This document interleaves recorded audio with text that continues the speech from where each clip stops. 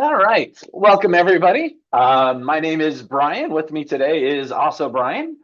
This is Civil Chat. This is your opportunity to sit back, relax, enjoy some conversation, and talk about Civil 3D and any other Autodesk infrastructure type programs that I happen to know something about. Um, but yeah, welcome, everybody. Hope you all had a happy holidays, have a good New Year's. Looking forward to 2025 and seeing what we can get out of this great year. And yeah, um, if you haven't been with us before, this is Civil Chat. This is your chance to ask questions. So you ask questions, and we do our best to answer those questions. Ask questions that I know answers to. It makes it a lot easier for me. But if you don't, that's fine too. We'll try to figure it out. If you do ask about like the Innovyze stuff, I have no experience with Innovyze. We can go to Google together and look it up and see if we can figure it out. But I don't have any Innovyze software installed. I don't know much about it, so probably not the best use of our time to talk about that. But anything Civil 3D, InfraWorks, Map 3D, AutoCAD, that's all fair game. If you have a question, please ask it in the Q&A. It makes it a lot easier for us to try to keep track of who's asked a question, who hasn't asked a question. Have we dealt with a question? Did we skip a question? Use the chat to chat. It's great. Heckling is always a fun thing to do in the chat. As I mentioned prior to starting the recording, I am fighting a cold right now. So if I'm coughing a little bit, see, there it goes. Sounding a little hoarse. That's why I will do my best to keep the coughing to a minimum, but it is what it is. Hopefully the microphone and Zoom will kind of filter out the coughing, but if it doesn't, I'm sorry. There's not a whole lot I can do. I suppose I could have canceled the Civil Chat, but there's no, There's no no one do fun in that. that. That's nah. All So right. I have a question for you. As I go onto my manage.autodesk.com, I saw there was a crap ton of Vault updates. Are people out there still using Vault a lot? Not in the civil world. Okay. It's still used a lot in the Inventor. Okay. That's where it's used. That's where it came from. And then Civil 3D took it on and said, "Ooh, this is going to be how we're going to do data shortcuts and data references," and nobody did it. And so, in the civil world, it's not used. I don't know of anybody that's using it. Um, yeah, Well, Kyle put in the chat that he's never used Vault. So I'm kind of curious because that was like, precursor of the cloud, right? Now they're pushing Civil 3D, Revit, AutoCAD over to the cloud. So it's kind of like I knew way back when you and I used to work together a lifetime ago, Vault was kind of one of those things you were looking into. And so yeah, I was just kind of like, cool. Now they've got all these updates for it, but is anybody actually still using it? yeah, yeah, it's very widely used in the manufacturing world, but Okay. not so much in the civil world. Well, then I have nothing for you on updates to Civil 3D. Had nothing come out last in the chat. So, but Vault had a ton of crap. Navisworks actually did have some updates. So if any of you guys are using Navisworks since our previous Civil chat, there has been Navisworks updates. Sheldon says we are civilized. All right. So I always like to start off with a little something.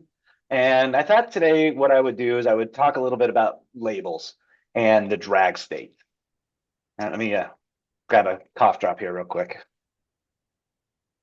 All right. Um, so let me go ahead and create an alignment here real quick. So we'll go home alignment,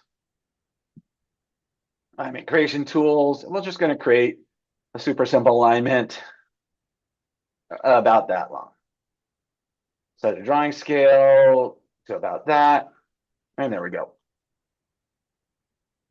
And so what I want, I had somebody reach out to me the other day saying, "Hey, we're doing pipe network stuff, but we're not using pipe networks. But I want to call out the station and then something about a utility, whether it's a bend or whatever." And they wanted a label style do that, and they wanted the top line underlined and then everything else underneath it. And so I was like, "Okay, well, we can do that." So I'm going to come over here and I'm just going to add in a label. So we'll annotate, add labels. I'm going to add an alignment. We'll do a station offset, fixed point. Add, select the alignment. 50 station. I'll go ahead and snap to the alignment itself. And then I will pull this off into the drag state. So the way I want this alignment to look, or this label to look, is I want the station value to be on the first line, and I want it to be underlined, and then I want just a component under there that I can edit the label text for, and I can type in whatever information I want. So I'm going to go ahead and copy this label style, right? If I go into my properties here, you see this is using the GEI design label style. So I'm going to go ahead and copy that label style and then assign that to that, because I don't want to edit the one that I already have in the drawing. Come here, alignment, label styles, station, station opposite. And there's the GEI design. We'll go ahead and copy this. Come on. Did it pop up on another screen? I don't see it anymore. It's just being really slow today. Come on. It normally does not take this long to copy a label style. You love it when I sometimes feel like Zoom does updates that just freaks out our design-based software. Yeah. Like it was working fine when I did it yesterday. I opened up Zoom Yeah. in the meeting and now it's going slow, super goddamn slow. Yeah. Let me go ahead and stop sharing real quick and then see if that helps. Yep. And there it is. And we'll go ahead and share again.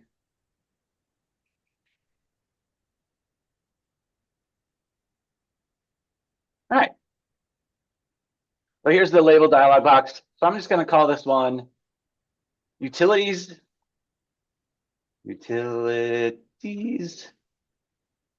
Right. And I'll explain why I called it right here in just a bit.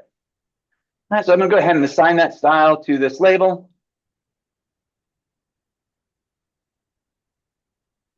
And again, I want this to be underlined.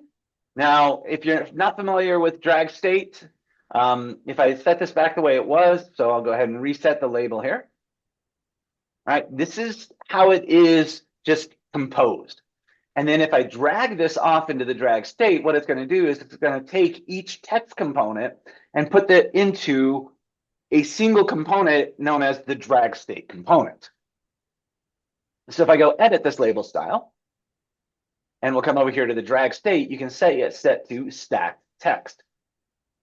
So if there was a line in this label style, it would ignore that and just take this text components and stack them on top of each other. I need a line in there, so stacked text isn't going to work for me. So I need to set this to as composed. And this is why I created a right option here. So this is what the label looks like dragged to the right-hand side. And now I can just go edit the label style as I need, right? So I'll go ahead and edit this. So this particular one already has two components. I'm just going to go ahead and delete both of those. I'm going to start from scratch. And I'm going to create a text component that is the station value. So this will be station, right? The anchor component is going to be the feature. That's the only option I have because there's nothing else in this label style. The label context, this will just be the station value. So we'll put an STA colon, space, and then the station value. Hit the stupid little unlabeled white arrow. I hate that thing. And then if I hit apply, you can see there it is. Now it's set to attach to the center, and that's why it's coming out of the center, because this again is set to as composed. So I want it to attach bottom left. And you can see that is now up above the arrow. Now I want another text to be below this that is just generic text. So this is going to be another text component, right? And this will be utility info, right? This is going to attach to the feature as well. and this will attach top left. And this will just be text. Now, if this happens to have more than one row of text, you can see it's center justified here. I don't want it to be center justified. I want it to be left justified. So I'm going to go into the format within the text editor and change the justification to left. And now you can see it's left justified. And again, if I hit apply, you can see it changes there. And now I want the line underneath it. So what I'm going to do, actually, what I should have done, what I did is I took both of these text components and I attached it to the feature. Now, if I need to move things around, I'm going to have to move both of those things around. So rather than attaching them both to the feature, what I'm going to do is I'm going to take this label text, the utility info, and I'm going to attach it to the station instead. All right, so instead of attaching to the feature, I'm going to attach to the station.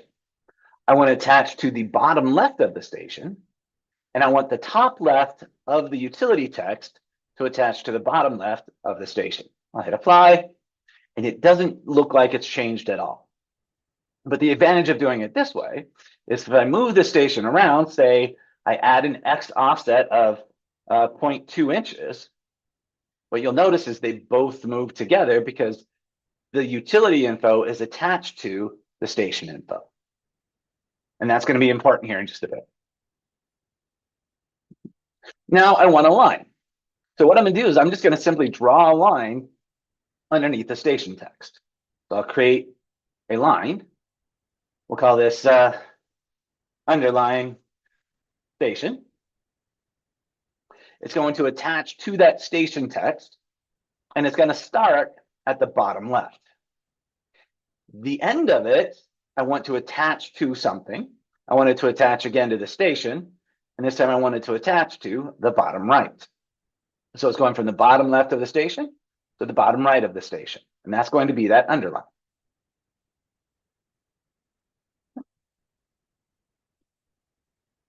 Awesome. So there it is. Now there's a couple of issues with this the way it is right now.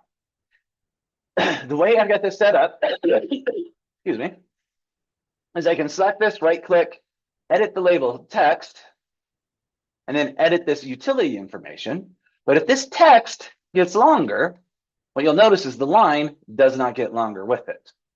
And so what I'm going to do is I'm actually going to create two lines, one underneath the station value and one above the utility information. So I'm going to come in here to that underlying station, and I'm simply going to duplicate the component or copy the component.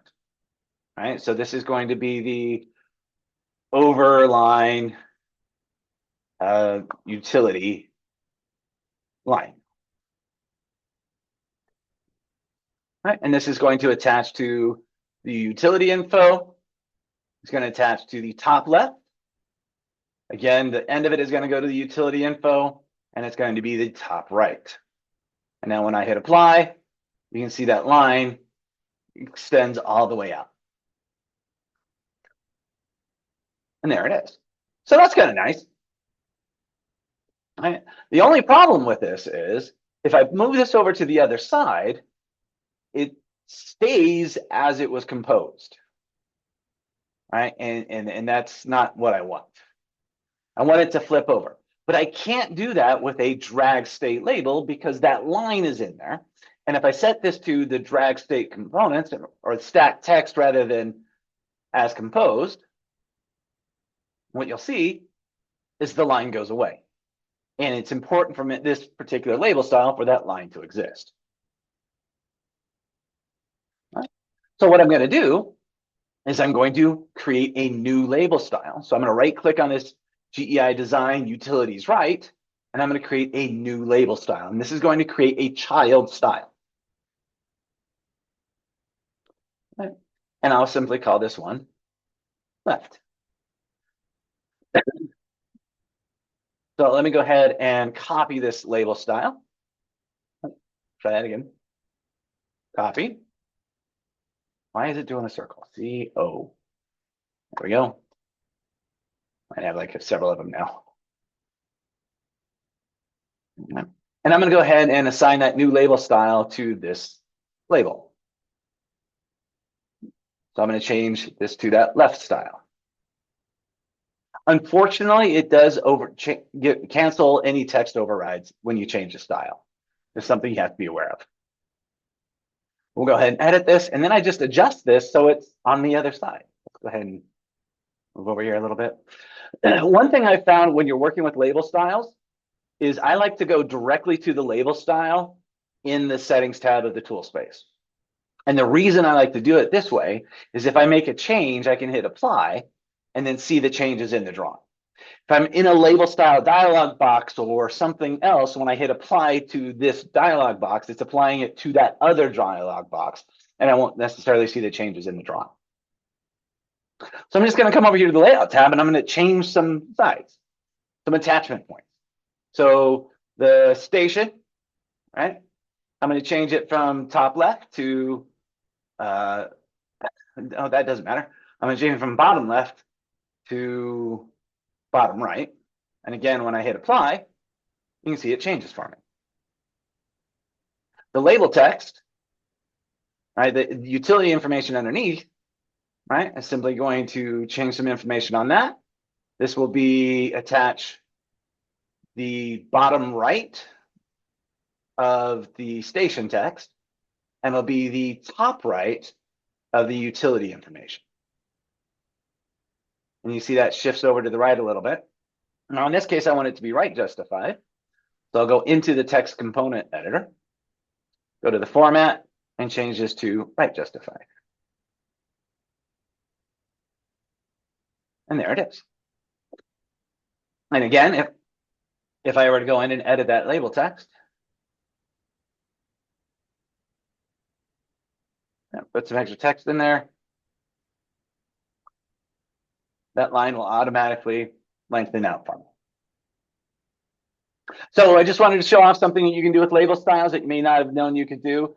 Again, unfortunately, if I were to drag this to the right-hand side, I would then have to change the style, right? And if I change the style, I do lose the text overrides. I don't know a way of around that other than copying the text first, changing it, and then pasting that text back in. So you got two follow-ups on that. Okay. One follow-up came from Robert saying, once the label text is edited, is there a way to get the label info into a table?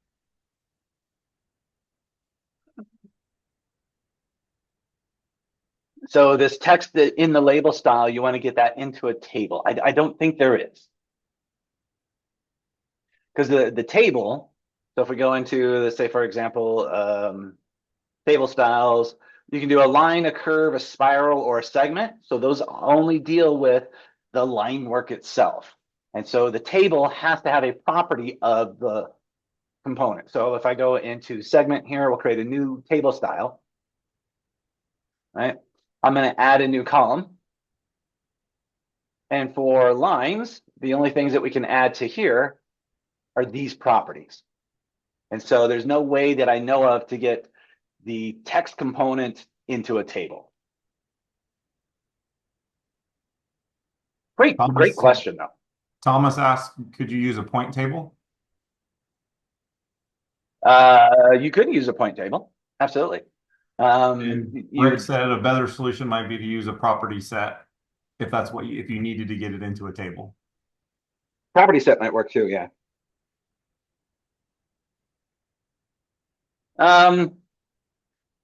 No, I still don't think that would work. Because again, the property, the label itself has text in it. And there's no way I know of to get that text from the label out into something else. So I don't even think a property set would work. You'd have to add that data to the property set. And then add that property set data into the label. But we're not labeling a thing, we're labeling a location. And so I don't think that would work. And then Mike said he's never made a child label. Are children dynamically linked to the parent label? Yeah, that's a great question. So let's take a look at just better for ordering. So right, so let's go ahead and move this back over to the left side. All right, we'll go change that back to the left style. And remember, the left is a child of the right. So if I change any properties of the right that the left hasn't edited, the left will change too. So for example, I no longer want to use Arial or whatever the font is. Right? If I go edit the right, let's go change text type. So for this very first, for the station component, instead of using a height of 0.12 inches, I want it to be 0.2 inches. I want the station to be huge, right? And if I hit OK, you can see they both change. And the reason they both change is because the left is the child to the right, and the left did not override that particular setting. Right? If I go into the left, right, and I change the text type to say a 0.19, the left now owns that text type. So if I go into the right and I make a change to the text type, say take it back down to a 0.12, you'll notice the left does not change because the left now owns that property. And you'll see that same sort of thing throughout Civil 3D, right? If you go into your settings, if I right click on a drawing, I can edit the drawing settings. And under the ambient settings, you can see I have child overrides and overrides. So if I go expand out, say, for example, area, you can see there is a child that is overriding the unit. Where is it? I don't know, but there's something that's overriding.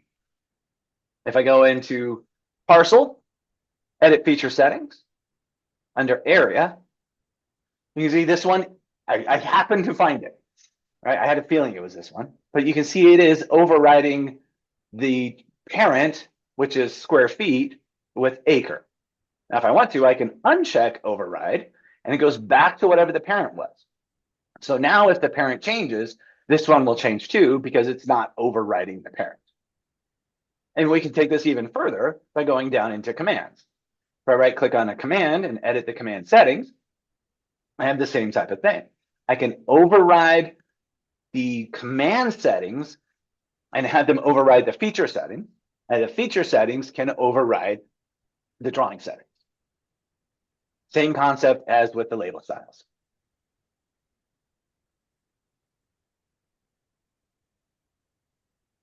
Oh. And then I think Sid was also suggesting what Thomas had suggested, using a point table with a point label, doing the points to get the Yeah, but the problem with that is getting the station values. So I don't know of a way to get the station value into a point label. Anybody know a way to do that? I don't think we can put a reference text into a point label style. If I go create a new label style here for a point, now you can do it for most things, but I don't think you can for a point. Now you notice there's no reference component for a point label, so you can't put an alignment reference into a point label. Yeah, Sheldon. And I get why they do it this way, because of the way point labels work and with point groups, right? You can have, a point being in 12 different point groups, and each point group assigning a different label style to that point. How do you determine which component that thing references? So I get why it's not there, but yeah, it is annoying that it's not, that we can't do that.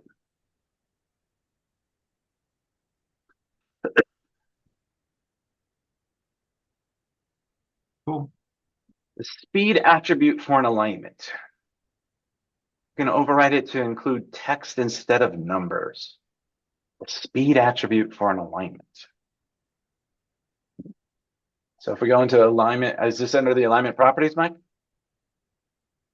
Under the, I assume under design control. Yes, Mike said yes. All right, and under the design speed? You can put text in here? Under comment. Under comment. this utility. Okay. And then if I go into the label style, right?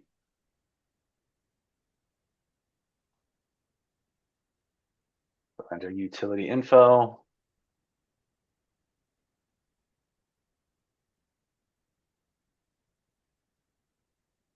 There's the design speed.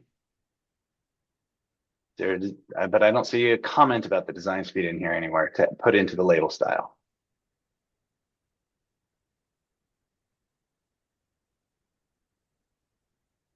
He thinks it's a manual override.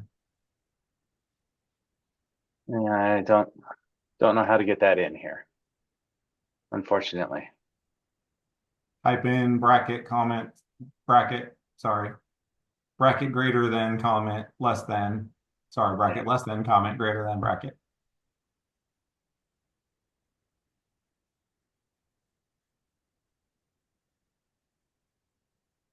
I didn't see they go in there.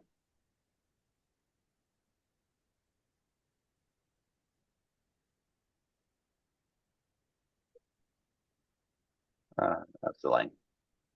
Utility info. Maybe it's not a bracket, maybe it's parentheses. I don't know. It's backwards.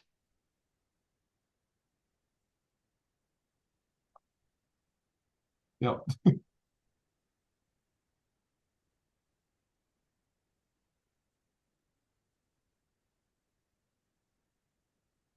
And I'm still not seeing it.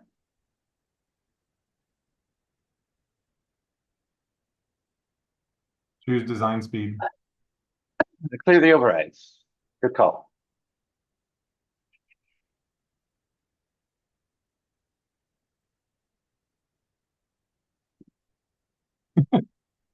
Now you got the word comment in there. Right?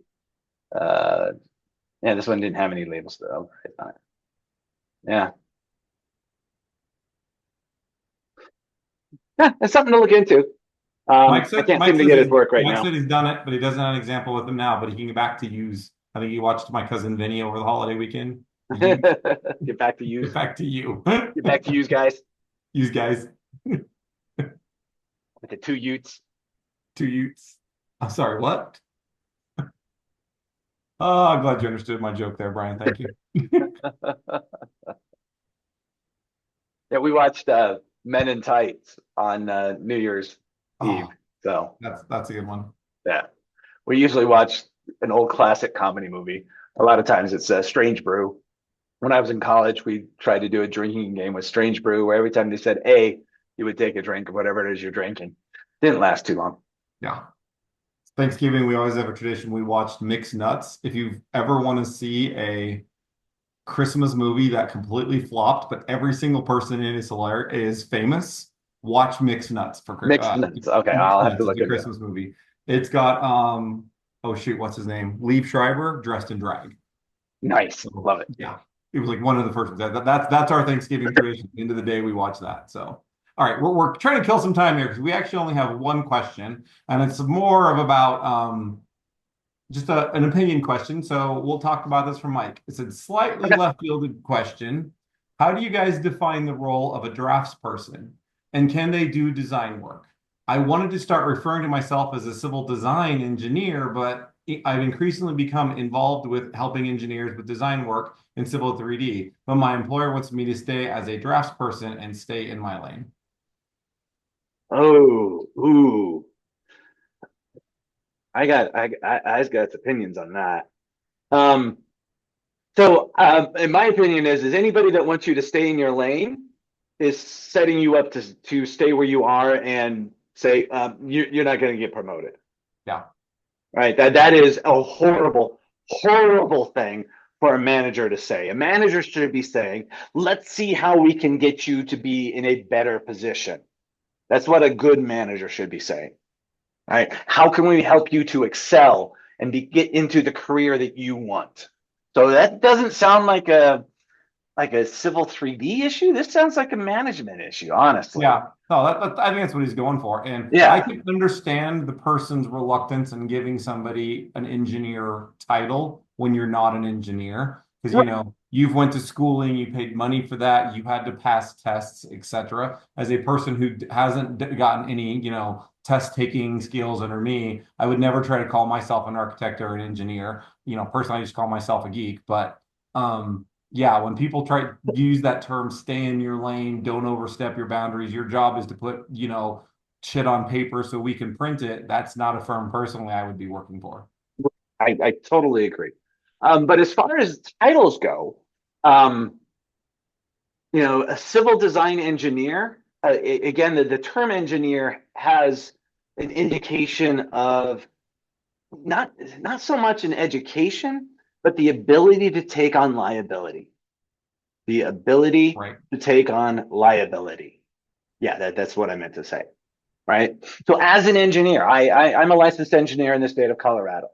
I have shown that I'm capable of doing certain design tasks and I can stamp them and take that liability. Right. I don't anymore because I haven't done design for so long, but I've shown that I can do that. Right. And so I think a good um, title for somebody that does a lot of design but isn't an engineer is a designer, a civil designer.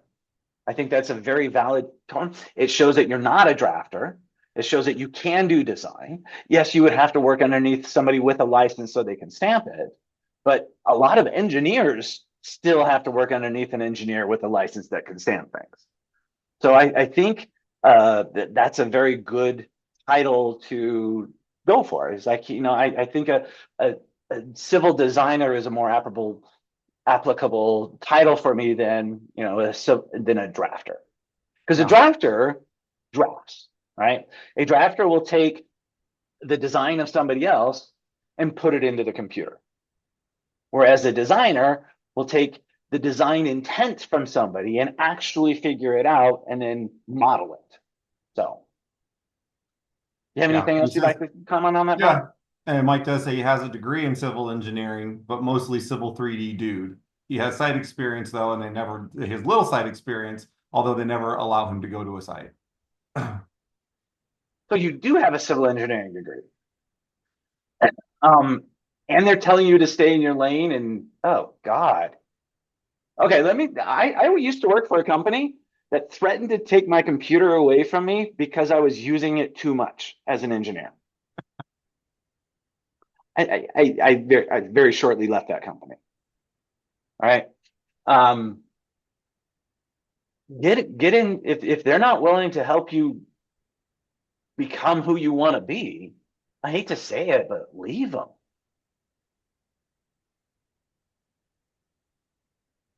Is Yeah. anybody in the chat have anything to? Yeah. So Yeah. so John says I agree with Get Out. Which would you rather have, training your users and having them leave the company, or not training them and having them stay? I love that saying. I tweak it just a little bit. The way I like to say it, Robert, is the only thing worse than training your employees and having them leave is not training them and having them stay. Right. So I like to tweak it just a little bit. Yeah. Kyle says if you have credentials, you should definitely be looking for an employer that wants designers. Um, yeah. So Yeah. Mike, I would start looking, get your resume together and start looking for, other folks. Um, and just because you have an engineering degree doesn't mean you have to do engineering. It doesn't mean you have to sign stamp plans and things like that. Right. I've got an engineering degree, and the information that I learned in school and the 8 years I did design were very, very valuable for the career that I'm in now. Right. I do not regret doing any of that, but the engineering portion of it was not for me. I loved the software. I loved designing. I loved fiddling with the software, but I didn't like dealing with the city. I didn't like dealing with the clients. I didn't like All the dealing being with the contractors. That sort of thing just drove me crazy. And so that's why I got out of engineering. all the meetings, more meetings. The higher up you go, the more engineering slash you do, the more meetings you're involved in, and the less Yeah. design and fun stuff you get to do. Yeah. The project management stuff. It was not for me. And so that's why I got out of doing engineering and I, joined the reseller channel and that's where I met Brian here. So Yeah, and I think it's kind of the same way, and I do understand that a lot of people, and especially a lot of firms, it's if you reapproached it not using the word engineer, I think you would get, like Haley said, civil designer. You might be able to get that passed, etc. Because for me, it's been the same thing. Granted, I've been more on the architectural side, but I try to. People say like architect or give me titles like that. You suggest it, it's like, oh God, no. I don't want that because I don't want the liability. I don't want the responsibility of people coming to me to want input that could actually get the company sued. I just personally don't even want to do that. But no, oh, I said yes to something that cost the company $500,000. Great. Joe's getting fired because we lost $500,000 because of me. Yeah, I just never wanted that responsibility. So I right. think in this industry, everybody's so put up on titles. That's probably what their hang up is, not the fact that you're actually doing the design. Yeah. And Carrie mentioned in the chat, highly recommend getting an Autodesk certification if you want to further your civil 3D designer profession and add that to your title. Yeah, so the Autodesk certifications are a great way to show that, yes, I know my shit on this in the software. So, Cool. And Greg had a follow-up, came in just after that question. Since you're showing editing label text, show the tip for adding the ability to double click to edit the text instead of having to use the ribbon button. all right. So if I double click on this label, what you'll notice what it does is it brings up the properties. And that's works for just about anything. If I double click on the alignment, it brings up the properties. If I draw a line in here and I double click on the line, it brings up the not properties. Right? It brings up this horrible thing. I hate that thing. If I draw a polyline, let's do a circle. So I draw a circle, double click on the circle, it brings up the quick properties. If I draw a polyline, and I double click on the polyline, it actually runs the polyline edit command. So the double click can do all sorts of different things when you do it. And what some people will do is they'll go into their CUI and edit the double click actions so that it will do other things. So in this case, we want to double click on a label style or a label, not a label style, right? And we want it to run this edit label text command.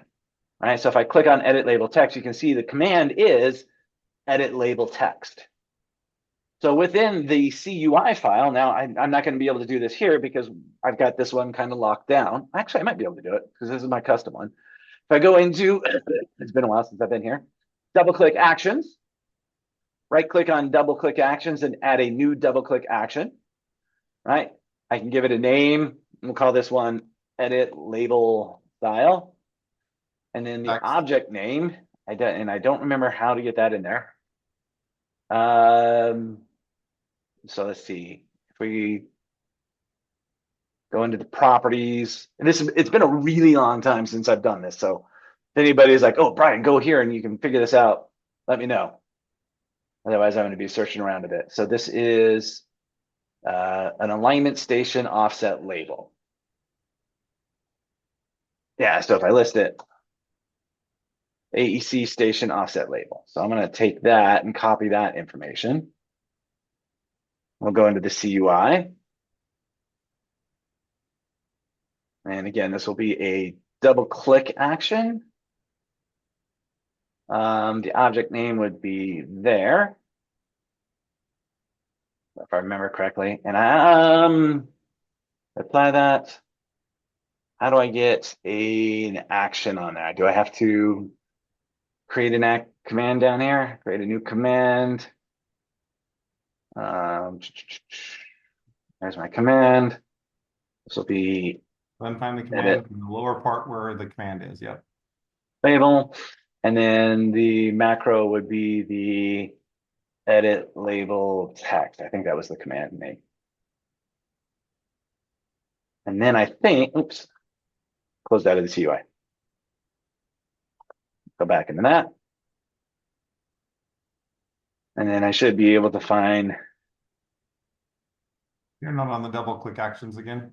Yeah, I'm just looking for the command that I did down here first. So I put that under my custom commands, I believe.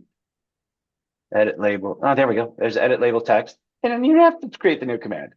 And then if I go to my double click actions, I can take this and drag this up to here. And that is now the command that will be run when I do that. So if I did this correctly, which there's a good chance I did not, if I double click on this now, it'll then ask me what component I want to edit. And I click the component and now I'm editing. All right. This is a fantastic thing to do. You can do this for surfaces. So I want, when I double click the alignment, instead of bringing up the AutoCAD properties, I want it to bring up the alignment properties. It's the same concept. So let me do it one more time. So I'm going to go into my CUI here. Actually, let me list it first.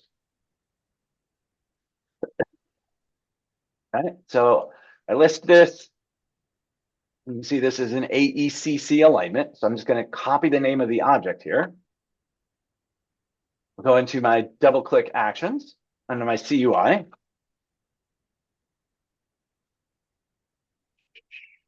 create a new one. This will be alignment properties. The object name will be the AECC alignment. Go ahead and apply that. And then I need to find that command edit. Let's just go look for alignment. And you can put whatever command you want in here. Right. So if you want to mess somebody up and create a double click action so that when they double click on a polyline, it closes the drawing, you can do that. We're not suggesting you make everybody close their drawings. No, but no, but I'm just saying you could. You can make it so when somebody double clicks a line, it explodes the entire drawing. It selects all and it's explode. Yeah. All right, so if I double click this now, I see I did something wrong on this one. Oh, no, there it goes. It worked. Just took a moment. So if I double click on this alignment, it brings up the alignment properties for me. So that was great suggestion there, Greg. Yeah, and Chris says quick elevation edit for feature lines, great double click idea. Yeah. Well, and that is all questions you have. Yeah, that's it. Does anybody have anything else? Ooh. Oh, no. Robert has been typing this entire session because we now have a novel. That was awesome. Just as soon as we said, oh, that's all the questions, this massive question pops into the Q&A. I think he copied and pasted. I think Robert does support, and he just like copied in and pasted this in. All right, here we go. In a corridor or cross section, is there a way to automatically not show labels that are applied via the code set style when the variable with subassembly is under a certain width? While the individual labels can be turned off by selecting a specific label on the cross-section, right-clicking, select label properties, and making the visible feature value false, this is tedious to do when there are a multitude of cross-sections. In a corridor cross-section, is there a way to automatically not show? I'm going to weed the code set style. I don't know.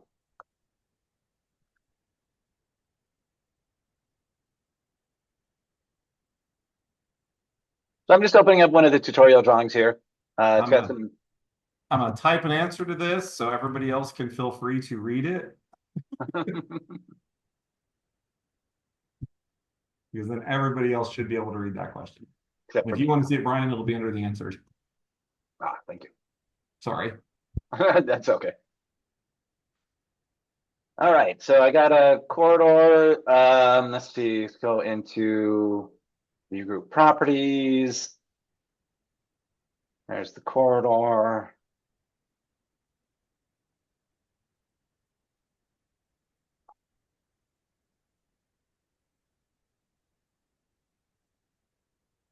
That's not it. I want to do all codes with labels. All right, so this is what you're trying to avoid, right, Robert? It's too much information. You want to weed some of the stuff out. How do we go about doing this? don't know if there's a way to do that using the code set style. Let's go take a look at the code set style here. So we'll go under general multipurpose styles, code set styles, and this is the codes with labels.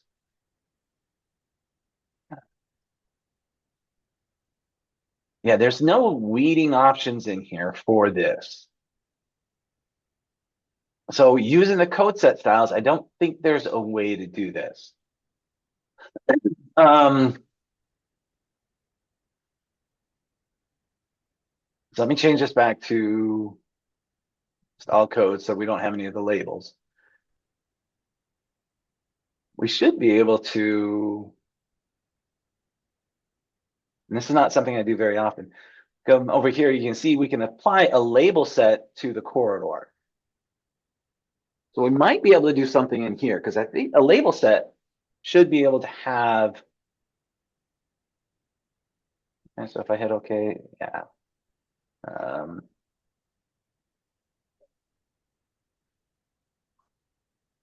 Let's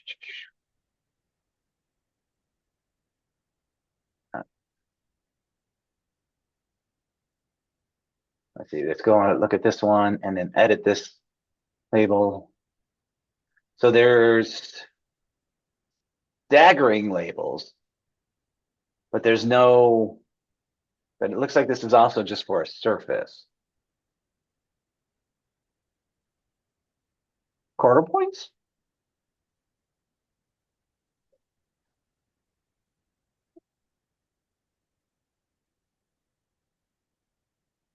Let's see, let's edit this, see what else. Yeah. So we can stagger them.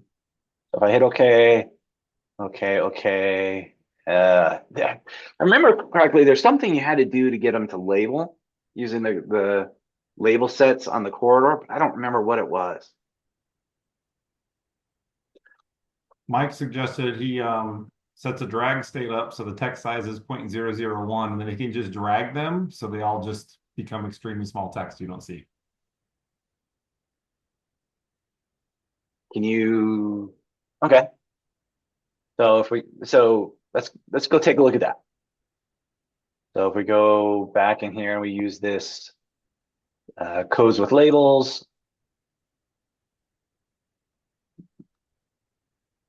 And so if we go into what label style is this? The code set style. I'll just go into the point, offset elevation.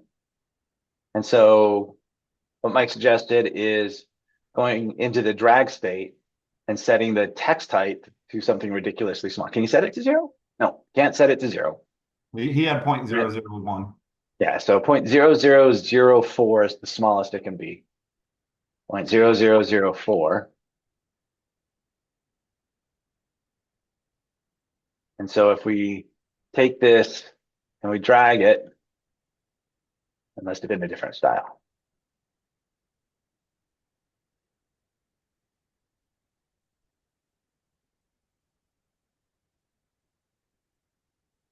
Yeah, there you go. It's ridiculously small. And then you probably want to turn off the visibility of the arrow as well.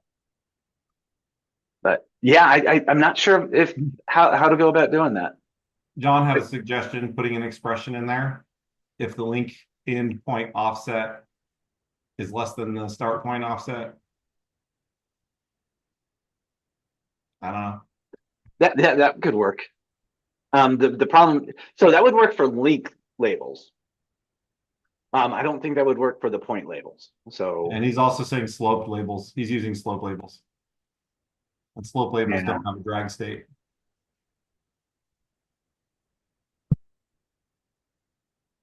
No, yeah, they do. So what I had to do, if I simply select it, I get all the labels. I do a control select on it. I get just that one label, and then I can pull that off into the drag state. But you still get the leaders. Yeah, but I can change that in the label style. Yeah.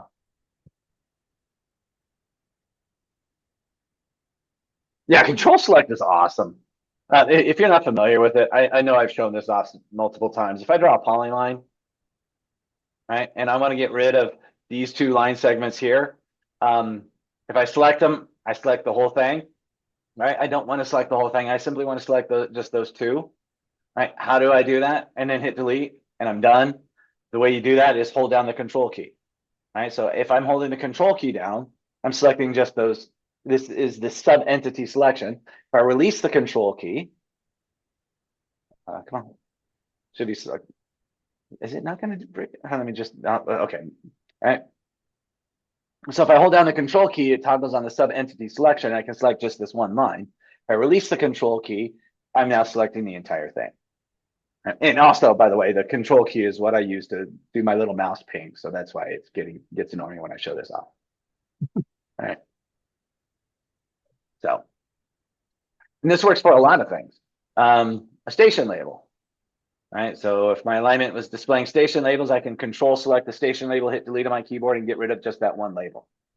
Yeah, they're great. I love doing the control select, right? So if I select this, it selects them all. If I control select, I select the one, and I can hit delete on my keyboard and be done with it. So, all right. Anything else come in while we're talking about that? No, I'm afraid to say we have no more questions. Right. Robert's going to go in and type in on the novel again. So, right. No, that is it. It looks like we got done 5 minutes early. Awesome. And I didn't break into too much coughing, and hopefully the cough drop wasn't too annoying in the microphone. I hopefully you couldn't hear it, but no, it was pretty good. Actually, I keep getting impressed with how Zoom is doing more and more noise cancellations than it used to. Yeah. So, all right. So I will be posting this recording on my YouTube channel. So if you'd like to come back and review any of it, you're welcome to. And I did have one more thing. For those of you who actually went to Autodesk University, you are now in the presence of somebody who got the top-rated lab at Autodesk University. So congratulations to Brian for doing that. That's not an easy task to have happen. So thank you. Yeah, I got a top-rated lab for the AECO section or whatever, however they break it up. I'm pretty honored to have that. He got top-rated session. All he got was a crappy Autodesk hat. Yeah, so the hat and everything, it's snowing here right now, and I was like, I'm gonna work from home. And so I haven't been working from home much recently. So I plugged my computer into the docking station, and I turn the computer on. I get this message saying docking station fan error, service needed for optimal performance. I'm like, oh crap, I'm gonna have to go into the office in the snow. So I'm like, all right, let me go grab a hat, let me grab a shirt.